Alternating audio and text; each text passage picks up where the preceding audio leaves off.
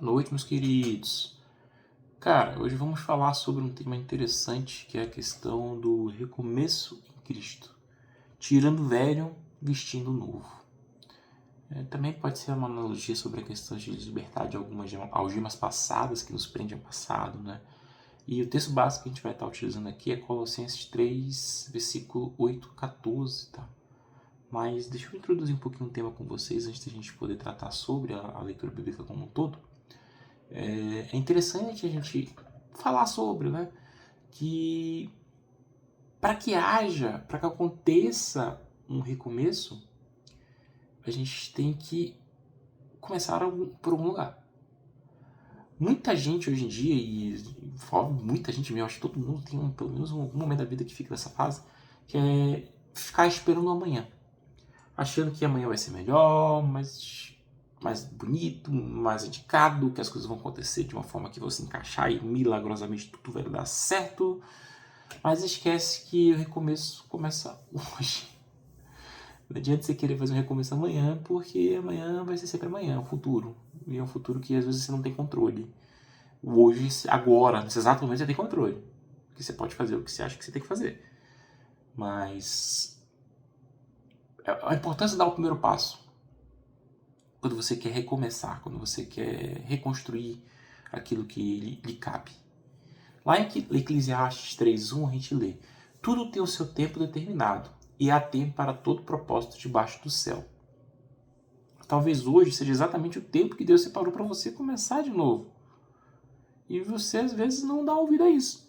Às vezes é muito fácil a gente ignorar algumas pequenas coisinhas que vão acontecendo na nossa vida e tentando colocar dificuldades, porque é um modo defensivo da gente não sair da nossa zona de conforto e acaba deixando essas coisas para frente. O que é um erro, né? Porque acaba que esse amanhã eu vou fazer, quero fazer, nunca chega. Ele é protelado até um limite às vezes. E é ou abandonado no meio do caminho. E aí entrando na questão da leitura base nossa, de Colossenses, né, que é 3, 8, versículo 8 ao 14, a gente lê aqui. Agora, porém, despojai-vos, igualmente de tudo isto: ira, indignação, maldade, maledicência, linguagem obscena do vosso falar. Não mentais uns aos outros, uma vez que vos despestes do velho homem com seus feitos, e vos revestistes do novo homem, que se refaz para o pleno conhecimento, segundo a imagem daquele que o criou, no qual não pode haver grego nem judeu, circuncisão nem incircuncisado, bárbaro, cita, escravo, livre, porém Cristo é tudo em todos.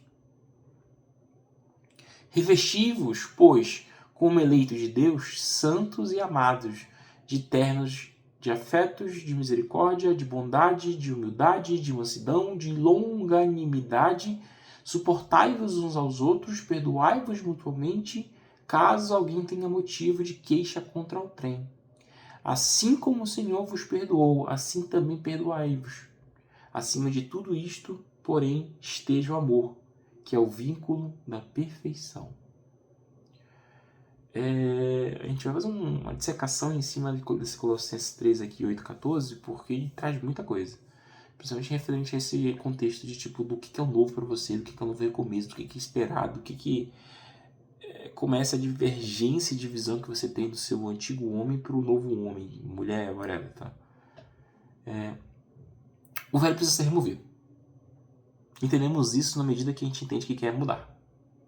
O que eu estou fazendo agora já não é o suficiente, eu não quero mais continuar fazendo isso, eu quero mudar.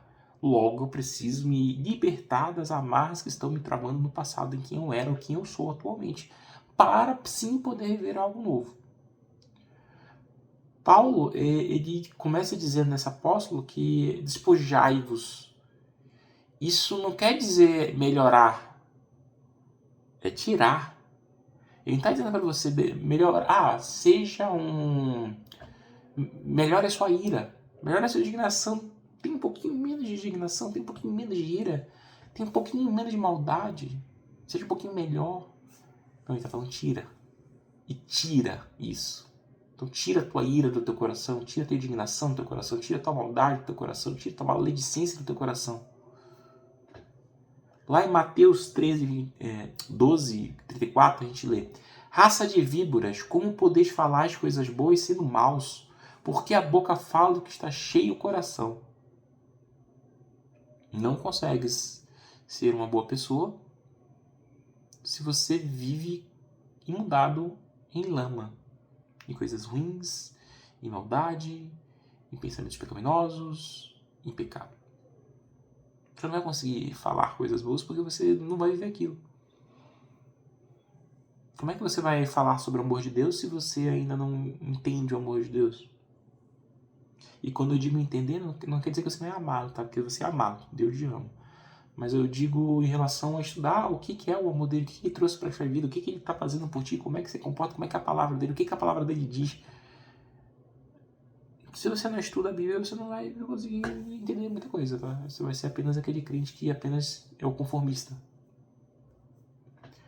Lá em 1 Samuel 16:7 a gente lê: Porém o Senhor disse a Samuel: Não atentes para a sua aparência, nem para a sua altura, porque eu rejeitei. Porque o Senhor não vê como vê o homem. O homem vê o exterior, porém o Senhor o coração. A análise que Jesus faz em cima da nossa vida não é sobre o que nós somos, o que nós aparentamos ser, o externalismo que existe em torno de nós, daquela teatral. Não existe o teatral para Jesus Cristo, ele vê o coração, o que se transformou carne. Ele olha para dentro da gente e consegue ver completamente despido de qualquer tipo de coisa. Não existe mentira que fique prevaleça diante da verdade da cruz, entendeu? Então ele sabe quem você é, ele sabe o que você pensa, ele sabe como você age. E não adianta você se transvestir de qualquer outra coisa que não vai dar certo. Você não consegue enganar a Deus. Não adianta limpar por fora se o coração continua sujo. É isso que Samuel aqui está dizendo pra gente. Samuel e Mateus, no caso. Não adianta você dizer que você mudou, não adianta você dizer que você está uma pessoa melhor, que você é alguém muito bom, que você faz obras boas, que você... Ah, mas eu sou do Ministério de Caridade e eu participo de eventos da igreja. Tá. E por dentro? Será que você fez uma doação para um ministério da sua igreja, da cidade, sabe lá de onde? Para o pastor ver que foi você que doou e tentar te dar alguma coisa, tipo, você sente que foi reconhecido pelo seu pastor? Será que você serve o ministério que realmente você quer servir ou você está ali só para te sair na foto do follow, do pessoal das câmeras? Tem muita função na igreja que é muito visada, mas tem outras que não são visadas. E aí a gente começa a ver a questão de números. Posso falar um pouco da minha igreja, que tipo, a gente tem parking, que é a parte de estacionamento. Cara, é muito pouco difícil ter voluntário no estacionamento. Não é um ministério que é visado, não é um ministério que é visto, não é um ministério que é comentado. Agora tu vai para uma diaconia que fica aí na frente, um de recepção, um braço social, alguma coisa do gênero, tem muita gente. Não estou dizendo que é o caso de todo mundo, tá? Não estou generalizando isso não. Mas existe. Existem esses problemas. Então, tipo, quando você fala assim, limpar, não adianta você só fazer o externo, você tem que limpar por dentro também, amigo. Se você está ali no ministério, esteja no ministério, seja corpo, seja Cristo, tá? Isso é importante. Ira, maldade, palavras e mentiras. Que é o que ele fala aí pra gente despor. Paulo fala pra gente despir-se disso. Lá em Efésios 4:25 a gente lê: Por isso, deixando a mentira, fale cada um a verdade com seu próximo, porque somos membros um dos outros. Então somos membros de um próprio corpo. Imagina o próprio corpo mentindo para si mesmo. O pulmão tá com algum tipo de doença, uma infecção, e ele tá dizendo ali pra corrente ali: Não, galera, eu tô muito bem, fica tranquilo, tô maravilhoso, uhul, e tá lá morrendo. O corpo vai morrer. O coração tá infartando e tá dizendo pra todo mundo que tá tudo bem. O que vai acontecer? Vai morrer. Se o corpo mentir para si mesmo, ele não consegue atuar, ele não consegue fazer sua função, ele falece. Ele empaca, ele trava, ele para de funcionar como corpo. O velho homem precisa ser deixado, não negociado. Não existe isso de vou deixar de falar mentirinhas, não vou falar mentiras grandes, vou falar mentiras sociais. Ou para ou não para, amigo. Ou se seguir, você sempre estará algemado ao seu passado, ao velho homem. Você sempre estará preso àquela figura que você não é mais. Porque se você hoje está procurando a leitura da palavra, se você está procurando o estudo bíblico, se você está procurando alguma coisa que te traga para perto da luz do que é Cristo, isso já te diz muito sobre você, que você está no processo de mudança. E a pessoa que você é hoje, se você continuar nesse caminho de estudar, entender a palavra, ir atrás de Cristo e seguir seus passos, provavelmente amanhã você já não é a mesma pessoa que você é hoje, porque você já melhorou ainda mais. Mas à medida que você não larga esses velhos hábitos, você não quebra essas antigas correntes que te prendem ao passado a quem você era, você não deixou de ser o velho homem. Você só está externalizando outra coisa. Então não negocie, mude. E aí entra todo esse processo de transformação, né, que acontece na vida do crente quando ele começa a entender um pouco isso. Lá em Colossenses 3,10 a gente lê: E vos revestistes do novo homem que se refaz para pleno conhecimento, segundo a imagem daquele que o criou. Oh, que bonito, cara. Imagem daquele que o criou. Então aqui a gente já parou-se de despir-se. Então digamos aqui que você se despiu de todos aqueles problemas, mentiras, falas feias, tudo isso que tinha na tua vida. E agora você vai começar a se vestir novamente. Vamos fazer aqui a analogia da camisa velha, né? Tem uma roupa antiga que ficava legal em mim, eu achava legal, as pessoas gostavam, elogiavam. Mas quando eu conheci a Cristo eu comecei a ver que aquilo ali era só um farrapo. Uma roupa que já não me cabia mais, que não fazia sentido na minha vida, que expusia muita coisa da minha vida. E agora eu quero mudar de roupas para roupas novas. E essas roupas novas cabem perfeitamente em mim, porque elas são feitas por Cristo em sua perfeição. Mas para poder vestirmos isso, eu tenho que largar tudo aquilo que eu tinha, tirar minhas roupas antigas e começar a viver o novo, porque senão a roupa nova vai se sujar novamente. E na lama você estará novamente. Quanto mais água limpa entra, mais a sujeira sai. E aqui eu estou fazendo uma referência sobre aquela questão da dinâmica que vocês já devem ter visto, sobre um copo sujo cheio de água turva, que à medida que você vai colocando no copo água limpa, a água vai ficando cada vez mais cristalizada. Então, e o que isso quer dizer pra gente em poucas palavras? Para ter espaço para algo novo, para algo limpo, para ter algo tratado por Cristo, em Cristo, você precisa se abdicar do que era do passado. E a gente vê lá em Romanos 12:2 o seguinte, 12:2. E não vos conformeis com este século, mas transformai-vos pela renovação da vossa mente, para que experimenteis qual seja a boa, agradável e perfeita vontade de Deus. Olha que lindo, cara. Então, não tem que se conformar, velho. Você tem que mudar, você tem que evoluir, você tem que dar o próximo passo. Deus não só limpa você, que te transforma de dentro para fora, cara. Então, com a medida que você quer fazer a transformação de fora para dentro, é muito mais difícil, cara. Cristo tem que estar contigo, cara. Você tem que aceitar Jesus na tua vida para poder fazer a transformação. E além de Colossenses 3, 12 e 13 a gente lê: Revestis, pois, com o eleito de Deus, santo e amado, de termos de afetos, de misericórdia, de bondade, de humildade, de mansidão, de longanimidade, suportai-vos uns aos outros, perdoai-vos mutuamente, caso alguém tenha motivo de queixa contra o trem. Assim como o Senhor vos perdoa, assim também perdoai-vos. Então aqui a gente já começa a destrinchar um pouquinho do que ele diz para a gente nos revestirmos, o que são feitas as nossas novas roupas, né? A primeira é a bondade, que a gente lê em Romanos 12:21. Não te deixeis vencer do mal, mas vence o mal com o bem. Então seja bom, porque o bem ele sempre vai vencer o mal. Você não faz o bem porque o outro merece. Você faz o bem porque Cristo está em você. Eu te garanto, isso é muito fácil de ver, pessoal. As pessoas às vezes não querem pagar para ver, né? Você fazer a bondade com uma pessoa boa é fácil. Que é uma pessoa agradável, uma pessoa que você quer estar em honraria. Mas faça a bondade para uma pessoa que foi ruim com você. Que te traiu, que não foi legal contigo, que por algum motivo você tem perdão a ser liberado para essa pessoa, para ver como é que é o sentimento que você fica. É difícil? Cara, é difícil. Mas pense pelo lado positivo. Na verdade, pense pelo lado correto da coisa, né? Quando você faz o bem para essa pessoa que você liberou perdão, ou que te machucou, ou que te feriu de alguma outra forma, cara, eu te garanto que se ela vê a bondade que está sendo dada a ela pela pessoa que ela menos esperava, algo vai mudar na vida dela. Nem que seja na mentalidade, nem que seja um pensamento, nem que seja uma semente lançada no seu coração, mas ela vai ter uma mudança. Nem que ela seja constrangida pelo que está sendo acontecido, mas ela vai sentir algo mudado dentro dela. E às vezes esse algo, esse empurrão pode ser o primeiro passo para ela para começar uma nova vida em Cristo.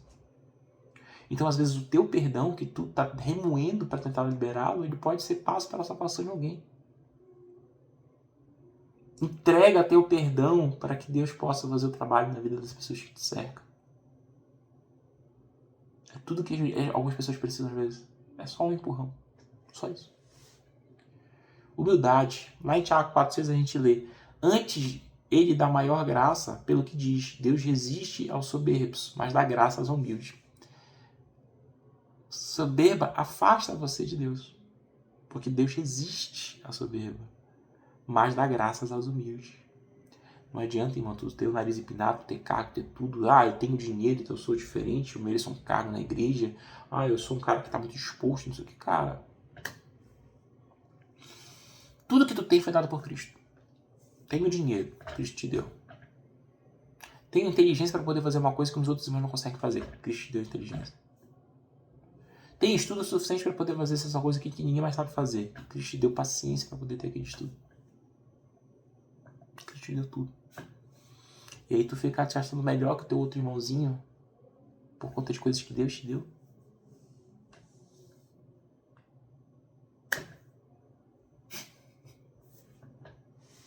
Né? Mansidão. Gálatas 5, 22 e 23. Mas o fruto do Espírito é amor, alegria, paz, longanimidade, benignidade, bondade, fidelidade, mansidão, domínio próprio. Contra essas coisas não há lei. Mansidão é força controlada. A mansidão é quando, não é porque você não tem força que você é fraco. Mas é quando você tem a força para destruir, às vezes, pessoas controlada pela parte do teu espírito, da tua bondade. Porque tu entendeu o caminho, tu entendeu que tu não tem que bater, tu tem que virar a face. Tu tem que liberar perdão, tu não tem que agredir. E entra no ponto de perdão, né? Que Mateus 6, 14, 15. Porque se perdoares aos homens as suas ofensas, também vossos pais celestial vos perdoará. Se, porém, não perdoares aos homens as suas ofensas, tampouco o vosso Pai vos perdoará as vossas ofensas. Se você não perdoa, você continua com peso, aquilo está preso dentro de ti. E como é que tu vai ser uma nova criatura, ser uma pessoa nova? Como é que você vai vestindo roupas novas que estão maculadas de todo esse mal, carregando mal dentro de ti? Vai estragar as roupas novas, amigo. E rápido. O centro de tudo, e a gente lê lá em Colossenses 13, 14, acima de tudo isto, porém, esteja o amor, que é vínculo da perfeição. O amor é o centro. A chave do evangelho é o amor. 1 Coríntios 13, 1, 2. Ainda que eu falei a língua dos homens e dos anjos, se não tiver amor, serei como bronze que soa ou como símbolo que retine. Ainda que eu tenha o dom de profetizar e conheça todos os mistérios e toda a ciência, ainda que eu tenha tamanha fé a ponto de transportar montes, se não tiver amor, nada serei. Cristo é amor vivo, cara. Sacrifício a vivo. Amar alguém como Cristo amou a igreja é a maior frase de amor de uma vida que você pode ouvir de alguém aí. Sem amor nada se sustenta, cara. E não tô falando de paixão, não tô falando de emocional, tô falando de amor. Amor puro, a sua essência do amor. Que é você fazer tudo para alguém e nada em troca. Não é porque a pessoa pode te dar algo, não é porque a pessoa vai fazer algo para ti, porque ela vai te ver diferente, não é só por amar a pessoa. Isso é o centro. João 8,36. Se, pois, o Filho vos liberta, verdadeiramente sereis livres. Deus já te deu a chave. A palavra já te mostrou o caminho. Agora é a decisão. Você vai continuar preso ao velho homem ou vai viver o novo? Porque você já sabe que você tem que jogar suas roupas fora. Você já sabe as roupas que você tem que vestir. Você já sabe como Cristo quer que você viva o amor que Ele botou na tua própria vida. O que está te faltando? Decisão? Força? Encorajamento? Empurrão? Procura um pastor, cara. Procura um amigo. Converse sobre isso. Pede ajuda. Não permita que você viva nesse grilhões do passado, com medo do amanhã, porque você está procrastinando. Hoje é dia de recomeço. É de tirar o que precisa sair de dentro de ti e vestir aquilo que Deus tem preparado para você. Porque se você não se preparar, se você não der espaço para isso novo que Deus quer colocar na tua vida, você sempre vai ser a velha pessoa. E, irmãos, entendam, não importa o teu externo, não importa o quanto você aparenta estar bem, vivendo em Cristo, etc. Se o teu interno não está refletindo o que o teu externo está transportando, você só está mentindo para as outras pessoas e para você mesmo. Seja você a transformação que você quer que os outros vejam em você, sabe? Porque é através do teu exemplo vívido que as outras pessoas às vezes conseguem enxergar Cristo. Tem muita gente que nunca vai ler uma Bíblia. Mas é através dos teus atos, através dos teus exemplos que vai ser arrastado por isso. Porque a gente vai ver, nossa, aquele cara é diferente, o que ele tem? Ah, ele é crente. Nossa, cara, o crente é gente boa, hein? Pô, quem diria que eu não faria isso? E só dele ter esse tipo de pensamento quando olhar a tua vida diante de tudo, ter entregue tudo a Cristo e ter o Senhor Jesus Cristo como teu Senhor e vestir as roupas novas que Ele quer que você vista, que até tem uns louvores sobre isso, né? Me vestiu com roupas novas, deite em minha cabeça. Tá lá. Não vou cantar porque eu sou horrível, tá? Mas é isso, cara. Ele vai ver que tem algo diferente, ele vai querer entender aquilo. E é assim que evangeliza, através do exemplo. Irmão, abre espaço pro novo. Esse velho teu eu já não te serve mais, já não te cabe mais. Essas roupas estão pequenas. Vista-se com o que Deus quer que você use.